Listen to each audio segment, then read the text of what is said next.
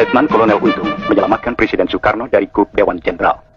Pada hari Kamis tanggal 30 September 1965, di ibu kota Republik Indonesia, Jakarta, telah terjadi gerakan militer dalam Angkatan Darat dengan dibantu oleh pasukan-pasukan dari angkatan-angkatan bersenjata lainnya. Gerakan 30 September yang dikepalai Letnan Kolonel Untung, Komandan Batalion Cakrabirawa. Pasukan pengawal pribadi Presiden Soekarno ini ditujukan kepada jenderal-jenderal anggota apa yang menamakan dirinya Dewan Jenderal. Sejumlah jenderal telah ditangkap dan alat komunikasi yang penting-penting serta objek-objek vital lainnya sudah berada dalam kekuasaan gerakan 30 September. Sedangkan Presiden Soekarno selamat dalam lindungan gerakan 30 September. Juga sejumlah tokoh-tokoh masyarakat lainnya yang menjadi sasaran tindakan Dewan Jenderal ada dalam lindungan gerakan 30 September. Dewan Jenderal adalah gerakan subversif yang disponsori oleh CIA dan waktu belakangan ini sangat aktif, terutama dimulai ketika Presiden Soekarno menderita sakit yang serius pada minggu pertama bulan Agustus yang lalu. Harapan mereka bahwa Presiden Soekarno meninggal dunia sebagai akibat dari penyakitnya tidak terkabul. Oleh karena itu, untuk mencapai tujuannya, Dewan Jenderal merencanakan pameran kekuatan atau Mass Vertun pada Hari Angkatan Bersenjata 5 Oktober yang akan datang, dengan mendatangkan pasukan-pasukan dari Jawa Timur, Jawa Tengah, dan Jawa Barat. Dengan sudah terkonsentrasi kekuatan militer yang besar ini di Jakarta, Dewan Jenderal bahkan telah merencanakan untuk mengadakan kup sebelum 5 Oktober 1965. Untuk mencegah kup kontra-revolusioner inilah yang mendorong Letnan Kolonel Untung mengadakan gerakan 30 September yang ternyata berhasil dengan baik. Menurut keterangan yang didapat dari Letnan Kolonel Untung, Komandan Gerakan 30 September, gerakan ini semata-mata gerakan dalam Angkatan Darat yang ditujukan kepada Dewan Jenderal yang telah berbuat mencemarkan nama Angkatan Darat yang bermaksud jahat terhadap Republik Indonesia dan Presiden Soekarno. Letnan Kolonel Untung pribadi menganggap gerakan ini adalah satu keharusan baginya sebagai warga Cakrabirawa yang berkewajiban melindungi keselamatan Presiden dan Republik Indonesia. Komandan Gerakan 30 September ini selanjutnya menerangkan bahwa tindakan yang telah dilakukan di Jakarta terhadap Dewan Jenderal akan diikuti oleh tindakan-tindakan di seluruh Indonesia yang ditujukan kepada kaki tangan dan simpatisan-simpatisan Dewan Jenderal yang ada di daerah-daerah. Menurut keterangan Komandan Gerakan 30 September, sebagai follow-up tindakannya akan dibentuk Dewan Revolusi Indonesia di pusat, sedangkan di daerah-daerah akan dibentuk Dewan Revolusi Provinsi, Dewan Revolusi Kabupaten, Dewan Revolusi Kecamatan, dan Dewan Revolusi Desa. Anggota-anggota Dewan Revolusi itu akan terdiri dari orang-orang sipil dan militer yang mendukung gerakan 30 September tanpa reserve.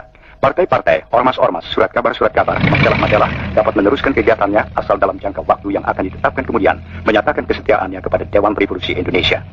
Dewan Revolusi yang akan dibentuk oleh Gerakan 30 September akan dengan konsekuen melaksanakan panca azimat revolusi, melaksanakan ketetapan-ketetapan MPRS, putusan-putusan DPR-DR, dan putusan-putusan DPA. Dewan Revolusi tidak akan merubah politik luar negeri Indonesia yang bebas dan aktif, anti-nikolim, dari perdamaian di Asia Tenggara dan di dunia. Juga politik mengenai Konferensi Asia Afrika kedua dan Konevo, serta konfrontasi terhadap Malaysia tidak akan berubah, dan Kiatma, serta kegiatan-kegiatan internasional yang diselenggarakan. Letnan Kolonel Untung sebagai Komandan Gerakan 30 September menyerukan kepada seluruh rakyat Indonesia supaya terus mempertinggi kewaspadaan dan membantu Gerakan 30 September dengan sepenuh hati untuk menyelamatkan Republik Indonesia dari perbuatan-perbuatan jahat Dewan Jenderal dan kaki tangannya agar dapat melaksanakan amanat penderitaan rakyat dalam arti yang sesungguhnya. Kepada para perwira, bintara, dan tamtama Angkatan Darat di seluruh tanah air, Komandan Letnan Kolonel Untung menyerukan supaya bertekad dan berbuat untuk mengikis habis pengaruh-pengaruh Dewan Jenderal dan kaki tangannya dalam Angkatan Darat. Jenderal-jenderal dan perwira-perwira yang gila kuasa, yang menterlantarkan nasib anak buah, yang di atas tumpukan penderitaan anak buah, hidup bermewah-mewah dan berfoya-foya, menghina kaum wanita, dan menghambur-hamburkan uang negara, harus ditendang keluar dari Angkatan Darat dan diberi hukuman setimpal. Angkatan Darat bukan untuk jenderal-jenderal, tapi milik semua prajurit Angkatan Darat yang setia pada cita-cita revolusi Agustus 1945. Kepada pasukan-pasukan Angkatan Bersenjata di luar Angkatan Darat, Komandan Letnan Kolonel Untung menyatakan terima kasihnya.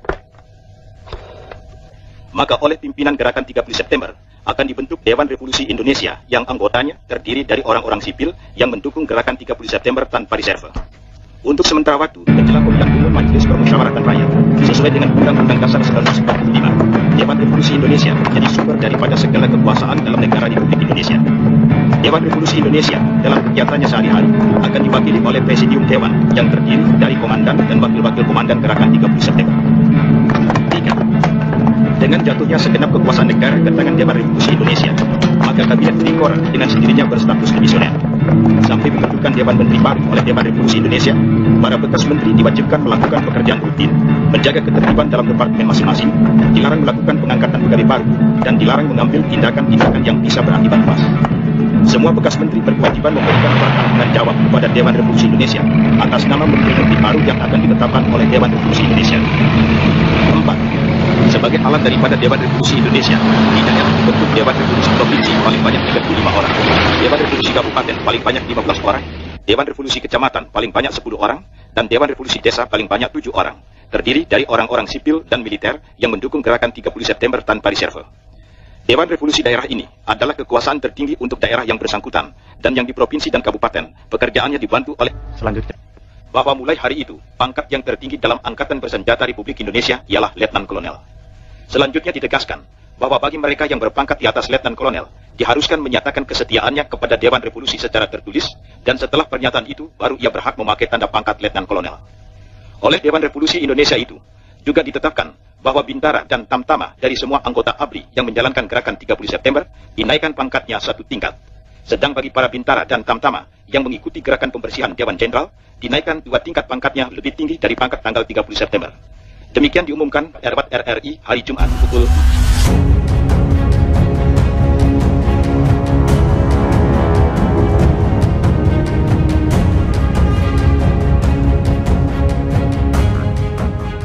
Kesemrawutan fakta-fakta G30S PKI.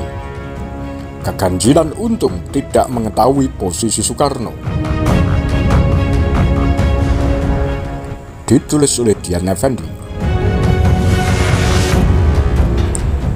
Dalam buku dalih pembunuhan massal karya John Rosa, Kesemrawutan fakta-fakta G30S PKI, pagi hari 1 Oktober, gerakan 30 September menyatakan keberadaan dirinya untuk pertama kali melalui siaran Radio Republik Indonesia RRI Pusat pada pagi hari 1 Oktober 1965.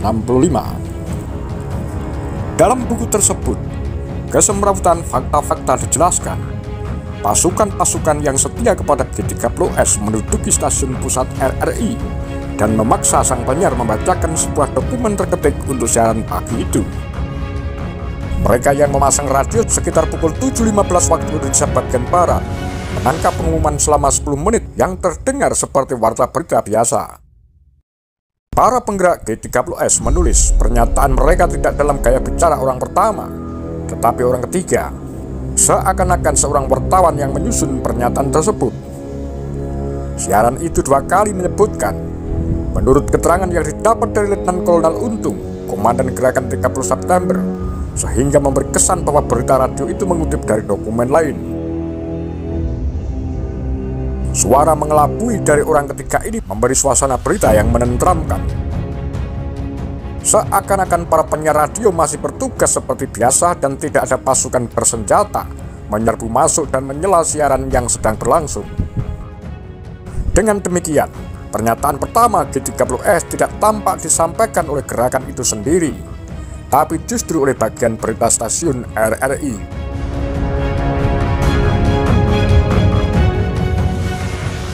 Ini merupakan awal dari serangkaian panjang ketidaksesuaian antara apa yang tampak dan apa yang nyata. Satu-satunya anggota G30S yang namanya diumumkan dalam pernyataan pertama itu ialah Letnan Kolonel Untung. Ia menyatakan diri sebagai komandan batalion pasukan kawal presiden yang bermaksud mencegah coup kontra revolusioner oleh sebuah kelompok yang dikenal sebagai Dewan Jenderal. Jenderal-jenderal tak bernama ini bermaksud jahat terhadap Republik Indonesia dan Presiden Soekarno dan berencana mengadakan pameran kekuatan pada Hari Angkatan Bersenjata 5 Oktober.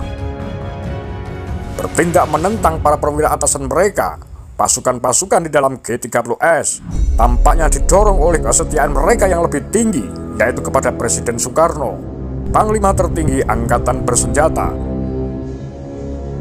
Berita itu menyatakan bahwa G30S telah menahan sejumlah jenderal dan akan segera mengambil langkah lebih lanjut. Direncanakan akan ada tindakan-tindakan di seluruh Indonesia yang ditujukan kepada kaki tangan dan simpatisan-simpatisan Dewan Jenderal. Siapa saja yang akan melaksanakan aksi-aksi itu tidak disebutkan. Suatu badan bernama Dewan Revolusi Indonesia akan dibentuk di Jakarta dan akan bertindak sebagai semacam kekuasaan eksekutif. Semua partai-partai, ormas-ormas, surat kabar, dan majalah-majalah harus menyatakan kesetiaannya kepada Dewan Revolusi Indonesia jika mereka ingin mendapat izin untuk terus bekerja. Dewan-dewan revolusi di tingkat lebih rendah akan dibentuk di setiap jenjang administrasi pemerintahan, mulai dari provinsi sampai ke desa. Pengumuman ini menjanjikan bahwa rincian tentang Dewan Revolusi akan disiarkan melalui surat keputusan berikutnya. Selain mengambil alih stasiun radio dan memaksa penyiar untuk membacakan pernyataan mereka, pasukan-pasukan G30S juga menduduki lapangan Merdeka yang terletak di depan stasiun RRI. Di sepanjang 4 sisi lapangan rumput yang luas ini berdiri pusat-pusat kekuasaan terpenting negara: Istana Presiden, Markas ABRI, Kementerian Pertahanan, Markas Kostrad, dan Kedutaan Besar Amerika Serikat. Di tengah lapangan berdiri Monumen Perjuangan Kemerdekaan, monumen nasional setinggi 137 meter.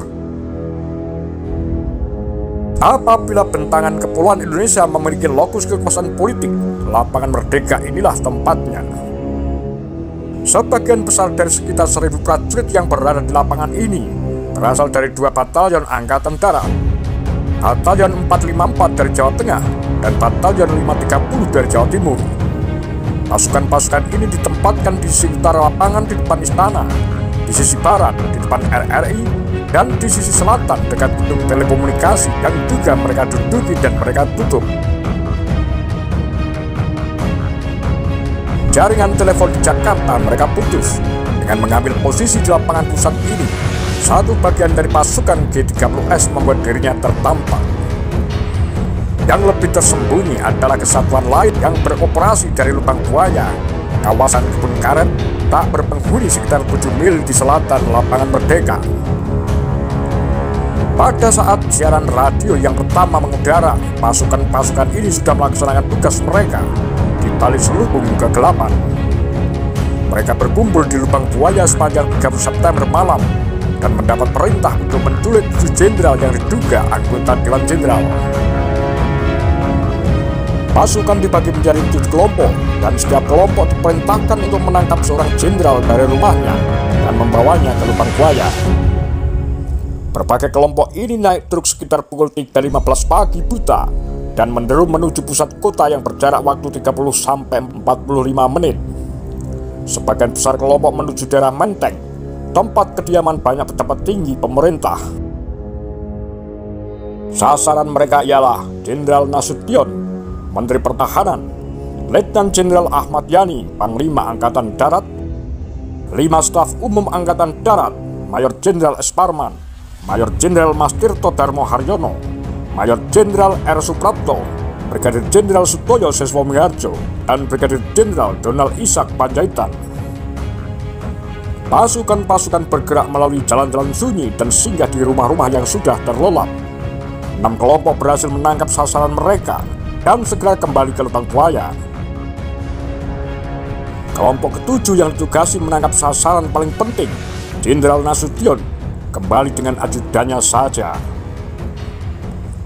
Di tengah kekalutan penggerebekan, pasukan menembak anak perempuan Nasution yang berumur 5 tahun dan seorang prajurit kawal yang berada di depan rumah sebelahnya, yaitu rumah Wakil Perdana Menteri II, Waperdam II, Johannes Limena.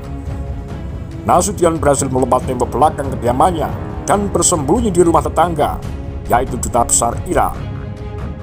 Walaupun terjadi kegemparan di Menteng akibat bunyi tembak-menembak, 7 kelompok penculik berhasil dengan cepat kembali ke Lubang Buaya tanpa dikenali atau dikejar.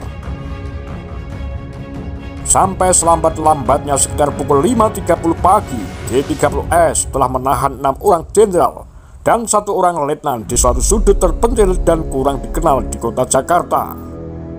Sementara itu, pimpinan G30S berkumpul di Pangkalan Angkatan Udara Republik Indonesia, Halim, tepat di sebelah utara Lubang Buaya.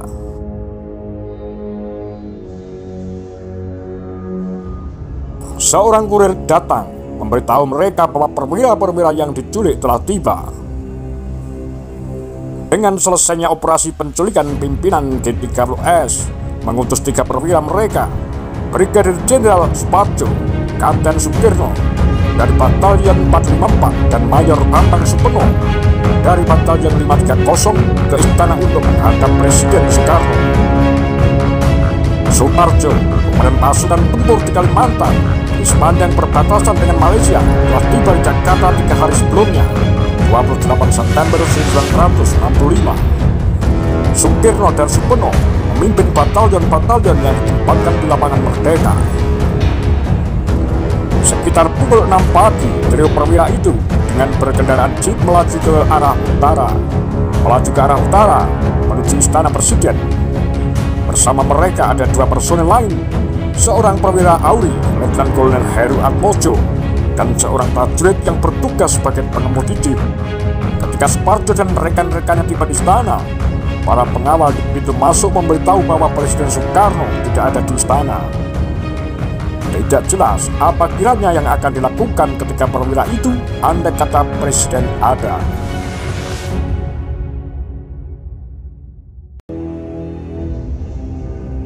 Apa pendapat Anda? Demikian Kura-Kura, Takar Lari Sundel.